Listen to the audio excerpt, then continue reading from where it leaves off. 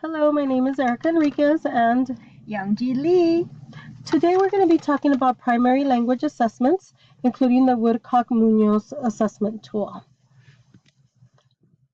Primary language assessments. These assessments are standard-based tests that allow English language learner students to demonstrate their knowledge of California standards. These summative assessments evaluate a student's eligibility for bilingual education. They test various domains in education, and it also allows for monitoring of students' progress. There's a lot of different types of assessments out there, but today we're going to focus on the Woodcock-Munoz assessment. And WM test is made up of 7 tests that assess English listening, speaking, reading, and writing proficiency. Test number 1, picture vocabulary. Let's see how it looks like. You see the pictures? That's the student view. And then with the words, which is scripted, that's for the examiner view.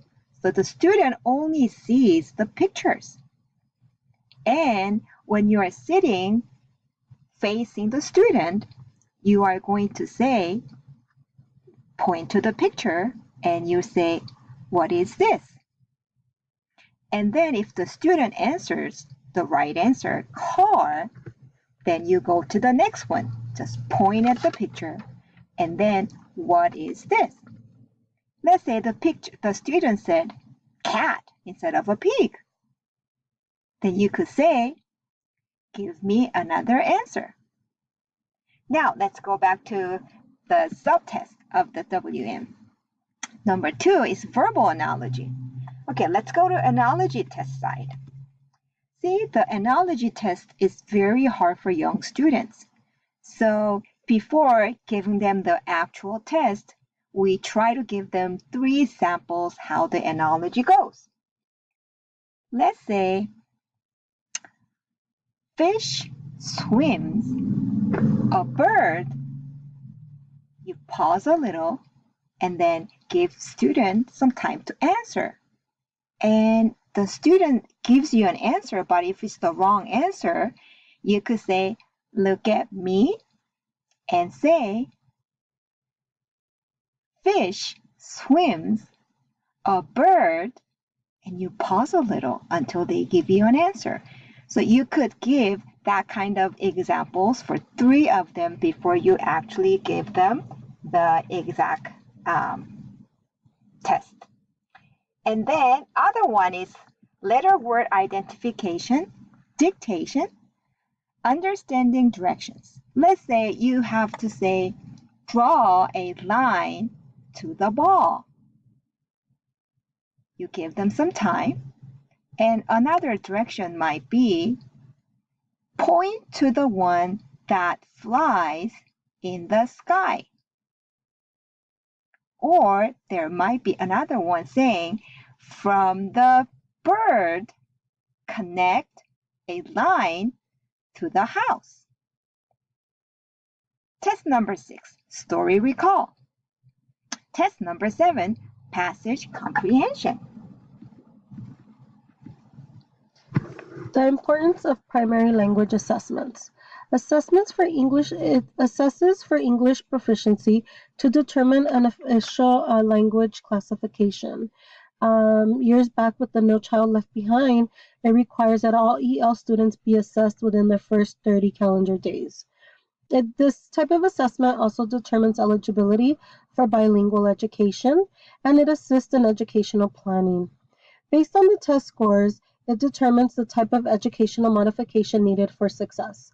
An example of this would be forming small groups based on the students' needs to help them succeed, to help them scaffold. Another thing is that it monitors growth in language ability and developments. And by this, it's usually this type of test is given at the beginning of the school year, where it assesses and it tells you where they're at. And then they'll do a secondary test at the end of the school year, where that's where they can determine the growth. And this is a norm reference test, so it is compared to other results from various schools, regions, and everything within the area. Okay, so here's an example of of the type of assessment with the Woodcock-Munoz assessment. Now, again, you might see here in the image it is a CALP test. So this type of test does give you the levels. This test can be is a form of assessment that could be done at all age levels and all grades. So based on the test results, teachers are able to seek support to meet the educational needs of non-English only learners. So here's an example. If you look at the CALP levels, there it's from 1 to 6. If a student is in the yellow, which is 4 or below,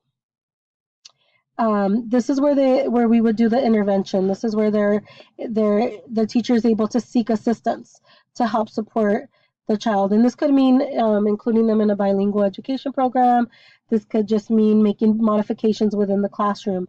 And when they do score below that, that's where they're able to get the additional resources. And then here is the sample of WM test survey. So before actually giving them the actual test, you need to give the survey to the parents. On the survey, it asks what kind of language the student speaks and what other language is spoken at home other than English. And it also asks if the student speaks English at home, how well do they say and how well do they understand? Let's say if Spanish is spoken at home, and they also ask on their survey how well and how often the student speaks Spanish and how well the student understands Spanish. Now here's a sample of the answer sheet. So this is what the examiners are going to be looking at as the student is taking the test. Now, if you look at it, it's numbered, the whole test, and then you see that it's divided into subsections. And each answer determines a score. So a student can score a maximum of 1 point. If the student gets the question correct, you give them a point. If they get the question incorrect, you give them a score of 0. And this continues throughout the whole thing. So it's always 1 or 0. Now, if a student answers something particular, something different, you want to notate that because that's going to help them later on with the assessments. It's going to help them with how to assist, what is their needs. So for example, Youngji had said, if the student says bird and it's a pig, you want to write bird next to that question because you want to associate, what they're missing, what did they get wrong and why, and then that's something that you can focus on at a later time. There is sections in the subsections. If a student were to get 6 zeros in a row, then you can end the test at the bottom of that section. There's certain sections that you can end and you have to go all the way to the end, but I read that you can, if they get 6 consecutive zeros, then you can stop that section of testing. So this is just a sample. It's real simple. Once you're done with with scoring and all the tests, you just add up all the points. And this is where you want to be careful too, because this then has to be inputted into a tally sheet. Now they're going about and they're doing it all on the computer, and so you want to be careful that you're tallying and you're adding everything correctly. And then look at the picture. The student sits right in front of you, but some students are left-handed, so you want to make sure they are sitting at the right place. And as we have mentioned, this is scripted test. Let's say the student can read your face expressions. Let's say they got the wrong answer and your teacher instinct tells you, oh, you got the wrong answer, you got to correct it. You can't show your face expressions. And also, if they get a good answer, the right answer, you're like, oh, excited and happy for them. You have a little smile on your face. We should not do that as an administrator. So you got to be careful.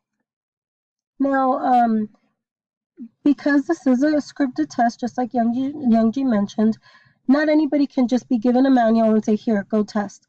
The Woodcock-Munoz test does require training. Usually the districts will offer this training at the beginning of the school year, usually the week before school starts. And the staff, the faculty, it doesn't necessarily have to be the teachers, but the faculty and staff that do get trained, they're then matched up with an experienced examiner to help them support. Along with this training, along with this training, they have to check in. So there's like a midway point where they're asked questions. They're just making sure that everything is the same across the board. So they have to answer questions, they have to keep up with trainings, and they have to update in order to be able to do the scripted test. Things to know. Depending on each student, of course, it's very different, but this test should not take no more than 90 minutes or approximately 90 minutes. Not all tests need to be administered at the same time, but it is recommended that it be done within a week. And this is just for accuracy purposes. You don't want to wait too much, and then what you tested 3 weeks ago, the students might know now more now, and therefore it doesn't become a very accurate result. Also, you got to follow the scripted prompts for the test within the manual. And the test administrator, again, needs to be trained. And the results need to be placed in the student's CUME file. And this will follow them throughout their educational career. Here's a sample of the testing table, and it's how it's broken down into clusters. So for example, if you're testing for something very specific, here is the breakdown of what test you would test together. Okay, so overall, in a nutshell, this is the Woodcock-Munoz test. This is an assessment, and it helps establish, or it helps find or identify students who may require modifications, or who may be eligible for bilingual programs. And again, like I said, this test does help because it tests in the beginning, and then it also monitors their development and how much they've learned because it retests at the end. So I hope that this was helpful, and thank you very much for your time.